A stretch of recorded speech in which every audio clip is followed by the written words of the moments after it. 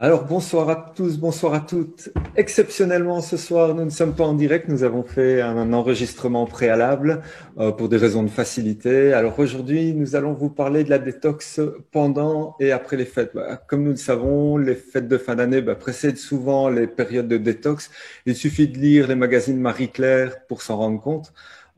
Pourtant, une bonne détox doit se réaliser, voire se construire avec une bonne tactique. Alors, comme nous allons le voir avec Amine, il y a tout au moins 3 temps importants à respecter pour une bonne détox. Alors, bonjour Amine, cette fois-ci je ne te dis pas bonsoir, mais je te dis bonjour. Est-ce que tu peux nous expliquer le processus métabolique derrière la détox? Bonjour Cédric et bonjour tout le monde. La détox telle qu'on la conçoit au sens grand public, Mhm. en fait, elle a plusieurs implications métaboliques. Il y a plusieurs processus métaboliques, comme tu l'as bien fait remarquer.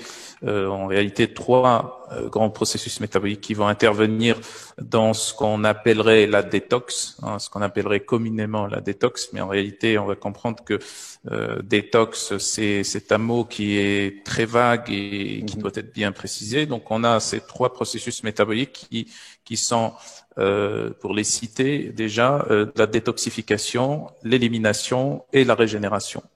Et donc, il ne s'agit pas ici de concepts théoriques, mais plutôt de concepts biologiques qui ont une base, un background biologique et biochimique, donc dont on va essayer de discuter, essayer de simplifier les notions. Donc, quand on dit détox, je veux me détoxifier, même au sens grand public. On parle en réalité du fait qui est des toxines qui s'accumuleraient dans l'organisme. C'est ça, disons, la théorie en général, ou du moins ce qui s'inscrit et ce qui se dessine dans l'inconscient collectif des gens. On dit, je veux système immunitaire. Donc, on est bien équipé pour pouvoir, disons, réparer et nettoyer les mésenchymes. Mhm. En même temps, pour l'élimination, on est aussi très bien équipé pour l'élimination, puisqu'on a, comme j'avais déjà expliqué, deux grands complexes qui ont une capacité d'élimination importante, plus d'autres organes d'élimination. J'avais cité à titre d'exemple qui sont les plus importants, la peau et les poumons, mais on a aussi d'autres muqueuses. Toutes les muqueuses sont aussi peuvent être considérés comme des émonctoires des organes d'élimination secondaires aussi.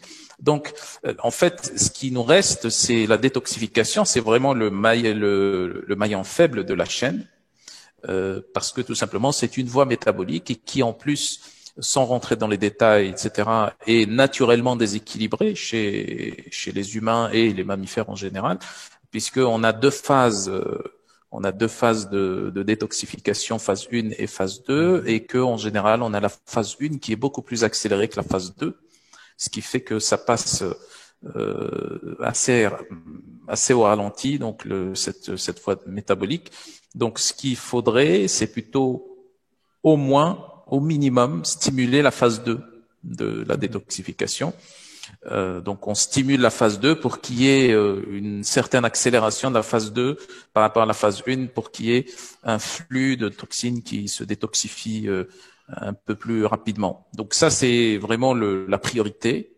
OK? Et puis, une fois qu'on a fait ça, ou plutôt je dirais même qu'il faudrait commencer la détoxification un peu avant les autres processus qui sont l'élimination et la régénération, et je dirais même pendant la période des fêtes. Ça, c'est important.